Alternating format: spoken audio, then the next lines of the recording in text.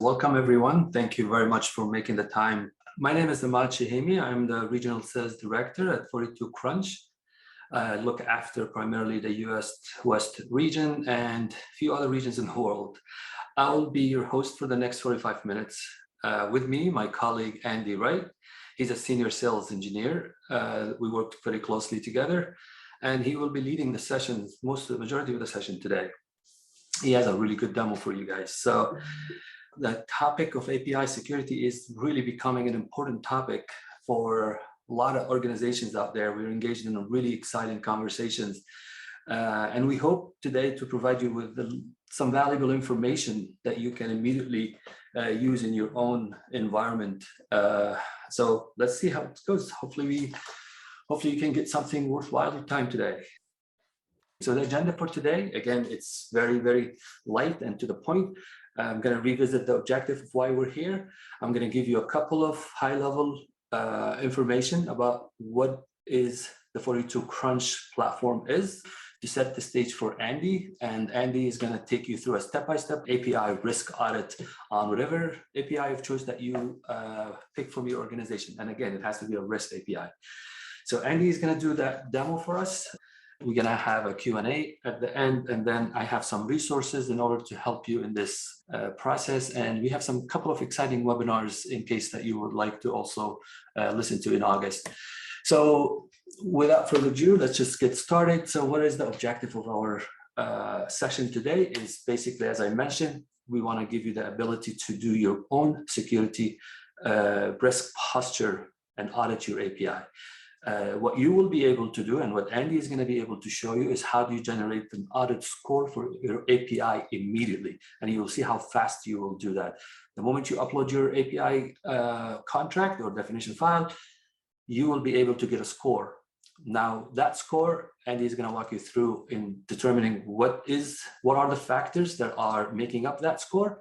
And then after that, we're going to identify the key potential vulnerabilities and why you want to do this and why we believe that this is going to be it's very interesting for a lot of our customers is basically there's a lot of important and sensitive data behind these APIs. So getting an idea what the risk posture that API is presenting is extremely important and to safeguard those mission critical data that sits behind that API. Honestly, protecting your API is really protecting the business in a nutshell. So a couple of fact points, very quick. We are representing 42Crunch. 42Crunch is an API security company founded in 2016. Founders have been working on this for a while. They are very knowledgeable in the space of API management, WAF, and API security.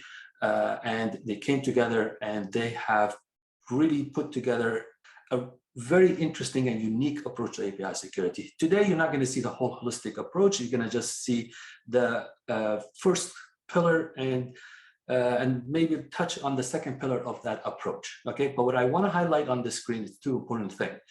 There are 450,000 developers using the plugins within their IDEs.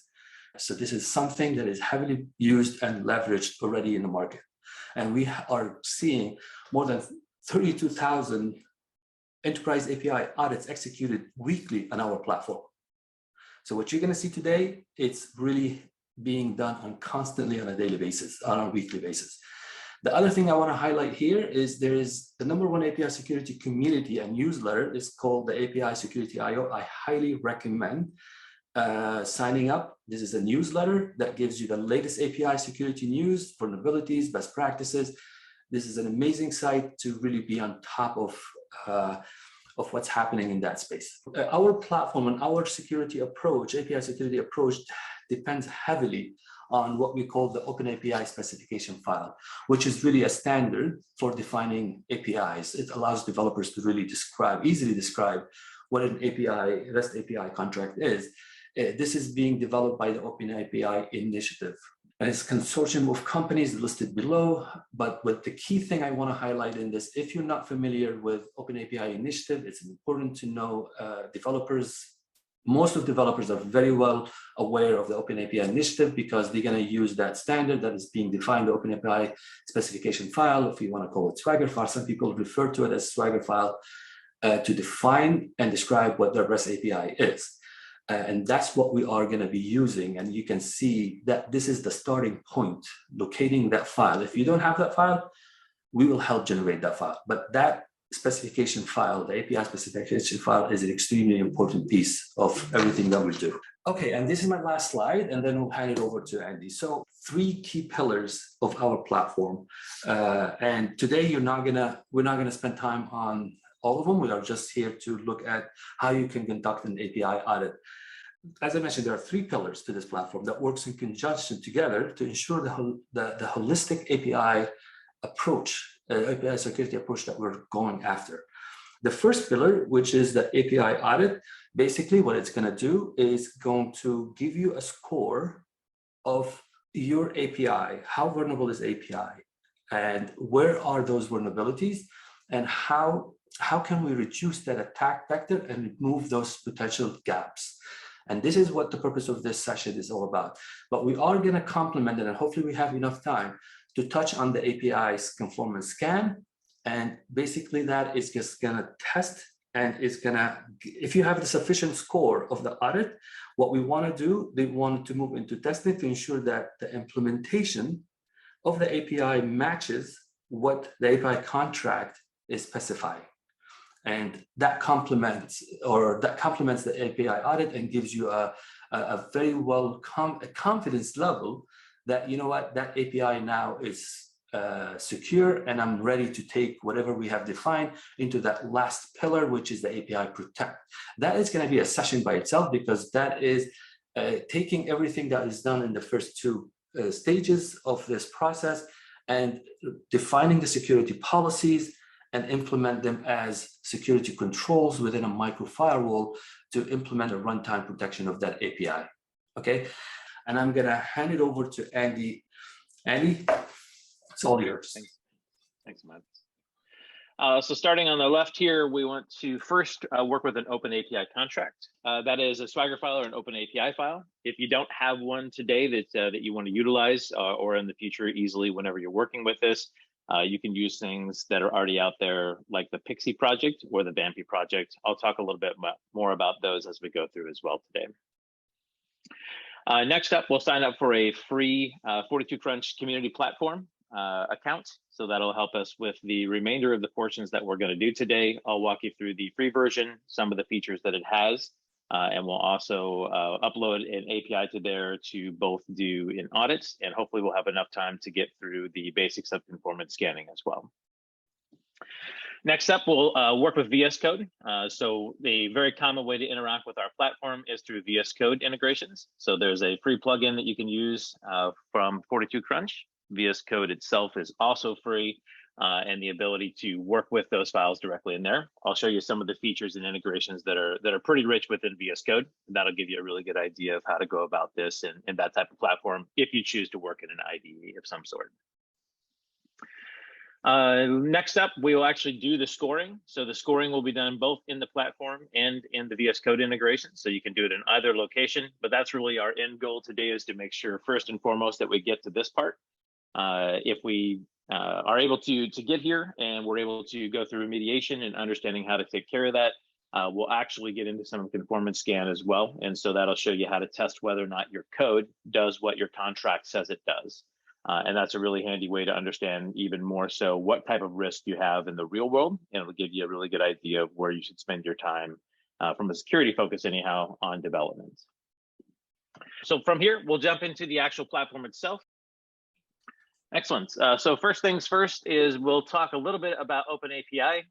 For folks that are not familiar with OpenAPI, as Ahmad already mentioned, this is a standard for writing contracts for your APIs, for REST APIs specifically. You can go to openapis.org to find out more information about this. You can find the specification here, that type of stuff. The reason I bring it up, as Ahmad mentioned previously, is everything we're going to talk about today is based on an OpenAPI contract, commonly known as Swagger. So you can actually get a really good idea of what those are. And again, you can find these with most REST APIs out on the market today. A couple of the ones that you can work with are things such as Vampy, or you can work with Pixie. Pixie is an excellent project. If you go to github.com/thedeadrobots, you will find the Pixie program there. You can actually download Pixie and run it locally. It is an intentionally vulnerable API. And you can also find that they have written up a nice version of this so we can see this. So by default, the OpenAPI specification does two primary things. One is it provides documentation for the API. And two, it provides the ability for both humans and machines to be able to read what your API does, what types of inputs and outputs it has, and it gives you this fancy little UI as well that you can download and run within your application should you choose to. With that, we'll jump over to 42Crunch. If you go to platform.42crunch.com, you can sign up for a free account there. I'm already logged in with my free account right now. The free accounts do have some limited features, so some limitations as opposed to what we can do in a business account. I'm not going to work solely with things that are free today. So within the community account, you'll be limited to your one collection of API here. And we'll be able to work within this to give you a sense of how to actually use the product and get an assessment right in here. Now, you can certainly do 100% of the stuff we're going to talk about using just the platform today. So as long as you have a web browser and an OpenAPI file, you'll be able to complete the tasks that we're talking about today. I'm also going to look at VS Code quite a bit because I find that interface to be very easy to use, and it's a common way to interact with our product. We also support other IDEs, so you can utilize things like Eclipse, IntelliJ. VS Code is a very popular one for us, so we're going to go through that particular feature. And in the enterprise version, you can actually plug into CI/CD tools and automate a lot of this process. So you can work with things like GitHub Actions or Azure DevOps, Jenkins, that type of stuff. So there's a lot of ways that you can interact with this tool. Once you have a free account, we'll want to go ahead and import an API. So you can certainly just select and import an API from browsing. You can drag it on top of here if you like. Again, this is going to be your OpenAPI file, and this will be part of a new collection that you create in the system. So the collections are really just a way to organize your APIs. I've already done that in this particular case, so I'm going to go ahead and open up one that I have here, and we'll give you an idea of how this actually works. As soon as you upload the API into our platform, it will immediately score it. So the very first thing that happens upon upload is it will score that API. It'll give you a score out of 100. So this is a percentage level score. And in this particular case, we have a 54 out of 100. So 54 actually isn't that bad. For us, a 70 is a passing score. Most of the time, whenever you plug in your API, you'll probably be in either single or very low double digits. Don't be discouraged by that. It's pretty easy, and I'm going to show you how to actually raise that score and build a better OpenAPI file throughout this process. But I just want to give you a sense that when you plug yours in, you may see a pretty low score. I'll show you how to go about fixing those. First things first, let's take a look at the report that it created. So the report that is created within the 42Crunch platform is the same thing that we're going to see in the ID here in just a moment, but I want to give you some very specific things for the platform, the way we can work with this. So out of the gate, it's going to show us our most common problems, so the things that we have the highest number of. And it will show us also the highest opportunities that we have really are the highest impact to our score. So what are the things that are giving us the worst score? What's really detracting from our value here? And all of this is really helping you define a better OpenAPI file. And the reason we want to do that is really twofold. We want to make sure that we have good input validation and that our security interests are at high priority as well. So from here, we can take a look at any of the particular problems. I'll open up one of the high impact opportunities here. We can investigate those specifically. We can see these particular problems. As I open it up, we can see this string parameter x-access token has no maximum length defined. If I click on that, it'll automatically take me into a description of the problem. So we have something that does not have a maximum length defined. It'll show you what that looks like in your file, an example of it anyhow. It'll also bring it up in your file directly on the right-hand side, so you can see exactly where that particular thing happens. You can always take note of the line number should you choose. From here, we can say, here's the possible exploit scenarios. So we're going to tell you how this can be used against you. Why is it important that we do validation on these types of things? So I won't spend the time to read it to here. All these will be unique to your particular situation, but it will show you the specific things that can happen to you if these parameters aren't defined.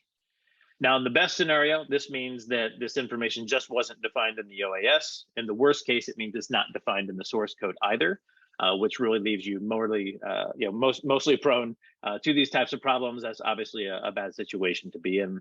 And then last but not least, of course, we'll show you how to remediate this particular problem. In this case, it's very simple. We set a max length value. It'll give you an example of doing so here. We work in both JSON and YAML. You can convert between the two very easily here. The remediations that you see on the left will always mirror up to that particular formatting. And the reason I say that to you is we can actually fix this directly here in the security editor. So you can actually copy and paste directly within the product if you wanted to do that. So you can come in here, you can copy this particular value and plug it in this location defined by this particular parameter. So we can come in here, got my annotation off here. And I can actually work with this. I can save and retest at this point. So to kind of recap this particular area from here, it'll always show you again that particular audit, the scoring that happens here directly. It will automatically score you when you upload it to the platform and give you all the information necessary. And of course, you can work directly in that security editor right in the platform itself, should you choose to.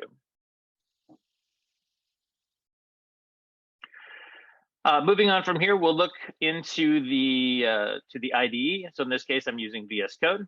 This is that same file in VS Code already. You can install the extension fairly simply by going into the settings, into extensions. Here you'll find 42Crunch. If you search for 42Crunch, you'll find the 42Crunch plugin automatically. It'll be the only one that shows up here. You can easily download it right here. I've already got it installed in this particular case, but you can install it directly. If you want to see any change logs or particular features, those are all listed here as well. And there's a number of things this will do. The thing we're really going to focus on today is the security audit itself. So once we have this installed and we're inside of a Swagger file or an OpenAPI file, automatically a 42Crunch icon will show up in the upper right-hand corner. Simply click on this, and a couple of seconds later, we'll have a report of this particular file and problems that are involved. So just like before, we got a score of 54. It'll show us all the same things we saw in the UI of 42Crunch immediately. So it's really, one thing I forgot to cover here is we really break this out into two components. So the security component are going to be things like, are you running over TLS? Is there authorization and authentication in place? That type of thing. And so you'll see those there. Each of those makes up about 10% of the score, and it'll have very specific things that'll give you feedback on for each one of those. And then the other 70% of the score is really made up of data validation. And so data validation is really the key here for almost everything we're going to do later on in the product. It's really how we're going to test the API. It's how we're going to secure the API. So it's a very important part of this, and as such, it's weighted as 70%. And again, for us, 70 is a passing score. So you can hit all data validation and still get a passing score, enough to actually test if the other things are problems. Obviously, we don't take the security section of this lightly by any means. So you'll want to take a stab at getting 100% if you possibly can, but 70 will allow you to continue on in the product. From here, you'll see the same type of stuff we saw before. So if I click this little caret, we'll be able to open this up and it'll give me the same thing. So description of the problems, examples, exploit scenarios, and how to solve them. One thing that's really unique about the way this is done in the IDEs, and is something that I really like and why I wanted to bring it up with you today, is a couple of things. One, it makes it easy to find the specific line for each one. I can hover over it, and oftentimes there'll be the option for quick fix. So that means I have the ability to add in a particular max length value. I can modify this to whatever you want. And that leads me to a topic: how do I know this information? How do I know exactly how I go about making this into a better file? And how do I make sure that my information is correct?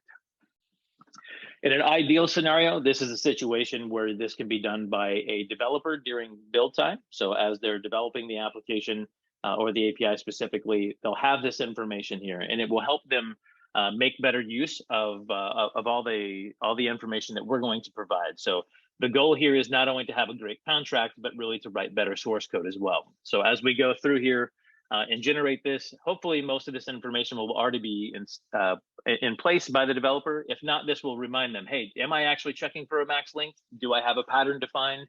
That type of stuff. And we really want to make sure that they're doing that data input validation for things that are coming into the API itself, and also looking at the information coming out. So defining schemas, that type of stuff. I can run this as often as I like. I think you get in the community platform, you get 3 times a minute you can run it. That's obviously very, very frequently. So you can just wait another 30, 40 seconds and run it again if you want to do a bunch of these together, or if you've reached your limit for the moment.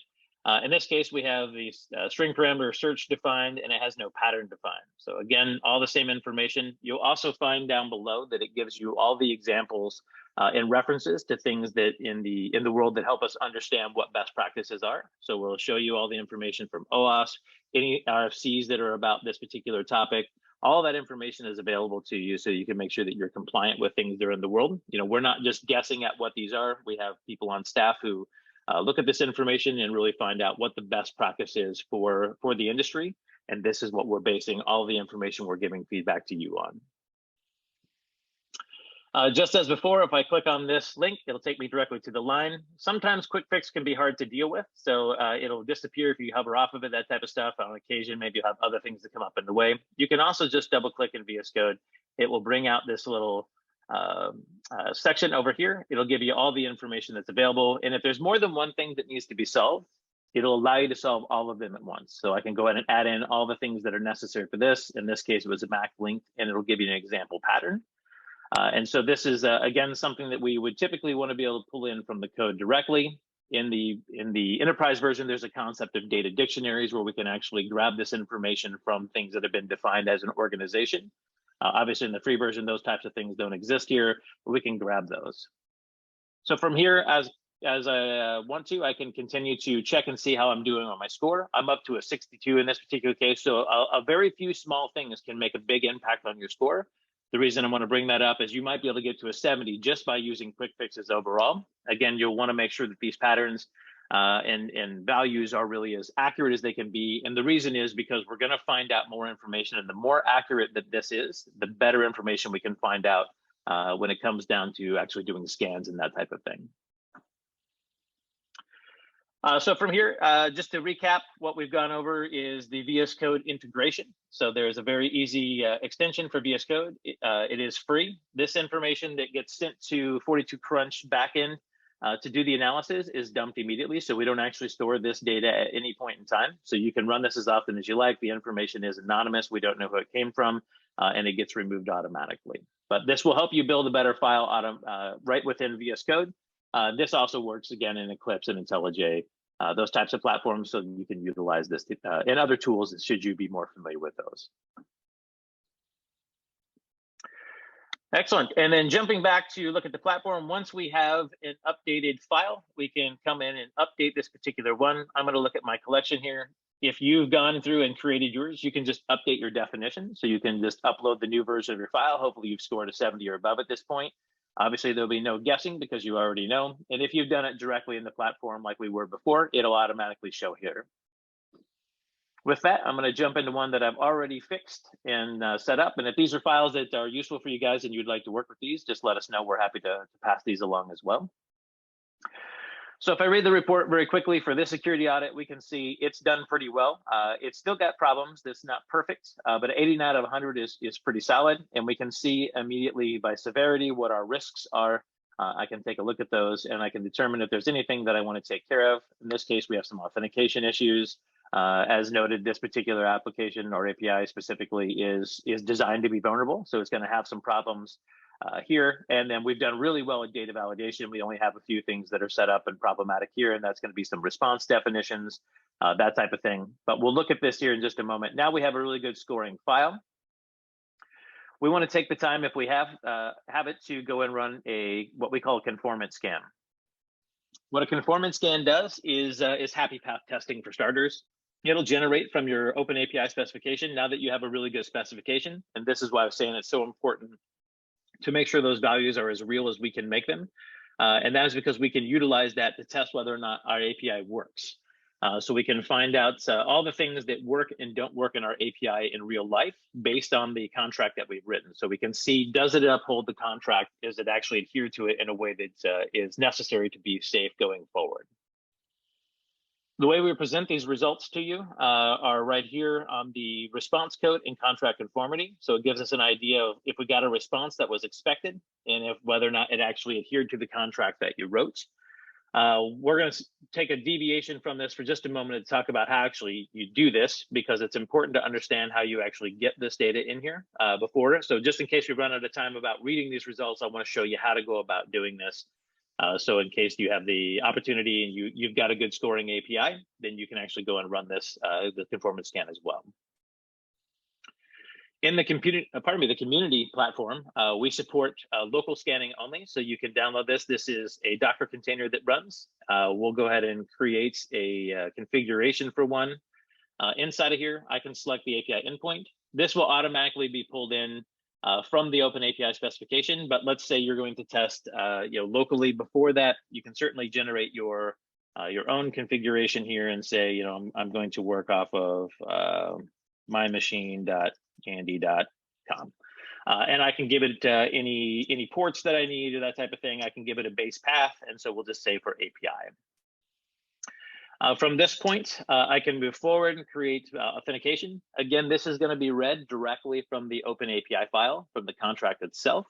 So in this particular case, we're accepting that X-access tokens over a header. And so I can plug in the information here. There's really two options for you on this particular option. One is to create things on your own. So you can type in values here, or you can create variables as well. So you can call this token, for example, just put it inside of the curly braces, and it needs to start with a $sign. And then from there, it could be named anything you'd like to name it. Obviously, we want to name it something that makes sense to the next person in line in case they have to read your information later. But we'll go ahead and generate this particular token. If there's any sort of mutual TLS that needs to happen or a particular certificate needs to be passed along, you can certainly configure those here as well. And then there'll be a bunch of settings that are here by default. This is good in almost every case. Every now and then you may need to modify these. Really, when would this come into play? So if you want to use a customized scan, a flow rate is something you may want to change. So for example, if your API has limited resources, or maybe you're testing in a limited resource environment, you may want to add additional time between requests, that type of thing. So it gives your API a little bit more time to compute. And you don't DDoS yourself, or I guess just DOS yourself in a particular situation. So this gives you the ability to modify some of those controls and make sure that this configuration matches what type of environment you're actually running this in. From here, we'll get a review of the information. We can create a scan configuration, and ultimately what we're after is the scan token. So it'll give you a scan token that you can copy directly in here. This is the only time you'll be able to see this scan token, so it's something you want to grab a hold of to work with. All the other information, again, is shown down below so you can understand exactly where this is going, all that type of stuff. And our ultimate goal here, again, is to make sure that we can run this against the API that's currently running, so we can test whether or not the API code actually adheres to that contract. It gave you a sense of what it looks like to run this, and we'll pass this along post as well. It's just a Docker run, and so you give it a scan token. That token is going to be the token that we copied out of the platform directly. And in this particular case, I wanted to use the access token as well. So I just called mine token, but it will always be prefaced with security. So in this case, it would be security_token would be the information that I'm going to pass as an environment variable to it. And what that was, again, just as a reminder, was the way I'm authenticating to my API. And this allows us to obviously test even more information about the API. We're authenticated to it. Now we can test things in the API to verify that the contracts work. So I know we're running out of time quickly. I won't spend any more time on this today. We're going to jump back and look at the results, and then I'll save a couple of minutes, about 5 minutes here at the end, for Ahmad to cover what's happening forward. And if there's any questions, you can go ahead and type those now, and I'll try to tackle those at the end as well. So we want to focus now on reading the scan reports. So how do we actually know what we got from this? And we'll take a look at this. So the idea here is happy path testing, meaning that we're going to generate a bunch of tests that we expect to succeed. And so immediately we'll generate those. We'll also generate a bunch of things that we expect to fail. So if you define something in your contract that was supposed to be an integer between 0 and 100, we're going to try to send it negative numbers. We're going to try to send it things that are higher than 100. We're going to try to send it a string. those types of things. So really fuzzing, if you will, making sure that we are actually adhering to our contract. And the way that we read these is looking at response codes first. So expected means exactly what you would expect. We got an expected response. Unexpected means we got an error, but it wasn't the error that we expected to get. Meaning that you have some error handling going on, but it's not handling the error properly. And then incorrect means we actually were successful in this particular case where we should have gotten an error, which certainly from left to right are the most severe. So we want to always focus on things that were most severe first, and then work our way to the right. On the full right-hand side, obviously, are things that are working as we expect. You can filter by clicking on any one of these. You can sift by particular vulnerabilities. So the OWASP API vulnerabilities are in here if one maps. So there's not always a map to one of the problems that we find, but if there is, we'll show you that here. And you can, of course, filter by severity as well. I want to click on these, one of these briefly here, just to give you a sense of what's included in the information. So we'll show you exactly what we found and what the problem is. So in this particular case, we sent a faulted request and it did not raise an error. So we expected to get a 4 or 5 when we sent this, but we actually got a 200, which obviously these are the types of things that we want to look for. We're able to send in bogus and bad information and get proper responses from the API, or improper in this case by sending back a correct response to the user. We'll show you the information on the particular section, and just as importantly, we're going to show you how to recreate this problem. So I always will give you the ability down below to take the curl command that we use specifically. You can copy this and run it and get the same information. So this gives you the ability now to test your API and the ability for you to actually utilize this within, excuse me, within whatever tools that you're doing your testing for going forward. So all of these are available to you. We also have the ability, just to highlight here, if you want to grab all of those particular items, you can utilize, let's see what I did with it here. I'll look for it here at a moment. We'll put it in the end.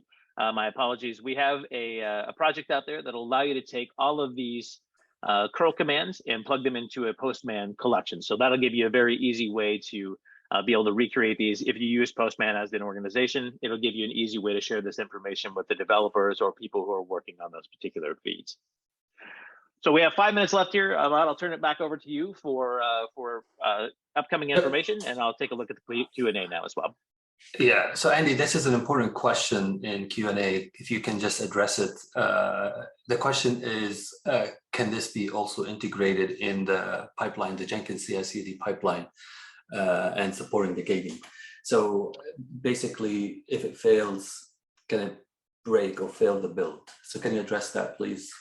Yeah, absolutely. So the short answer to your question is yes. The little bit longer answer is there's a number of things that we can do with this. So you can certainly do this. Now, to be clear, the free tool is not available to be utilized in Jenkins. So the community version that we're using, that API, is not available to you to use in Jenkins. But the business version of this, absolutely, you can plug this into any pipeline that can make a REST call. And that particular thing can be used. And there's a couple of different ways to gate that function. I'll try to be brief on it, but one of them is you can build this into Jenkins to do based on a particular score. We also have the concept of security quality gates in the product, which will actually give you even more control over those particular features. So they give you a lot of things that you can fail on, and it doesn't have to just be score. It could be types of issues, those types of things as well. You can see these in the free product, but these will not be available to you through a CI/CD in this particular situation. Thanks, Andy. And this is a very important question. Today's session is just to give you an idea how you can manually or how you can test your API and get an audit score. But our customers are definitely want to scale this.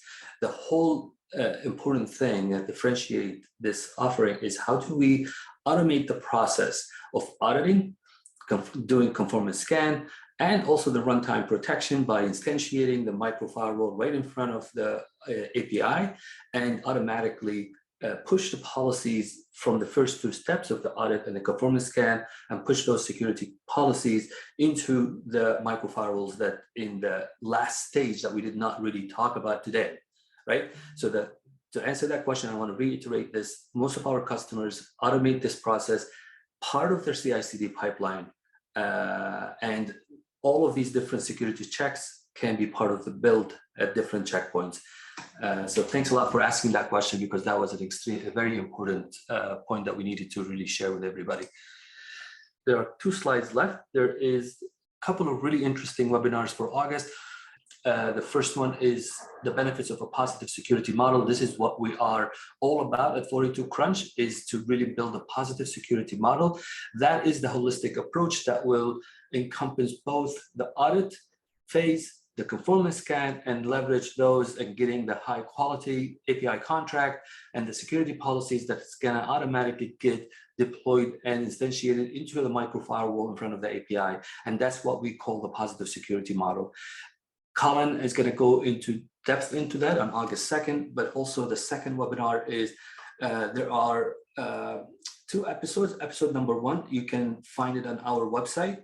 It talked about the global API breaches. It's really informative what kind of API breaches took place in the first half of 2022, and you will be surprised with what you're going to hear over there, some of those breaches and how it happened.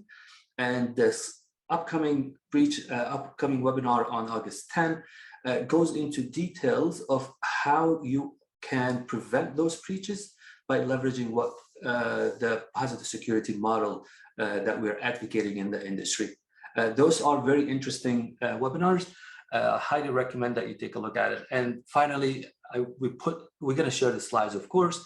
We put some of those links that Andy talked about, the community where you can create an account and you upload an API, OpenAPI spec file, and immediately audit your score, the newsletter, and of course, on the right-hand side, you have the plugins where you can download those plugins if you want to, the IDE plugins, in order to really continuously audit your OpenAPI file.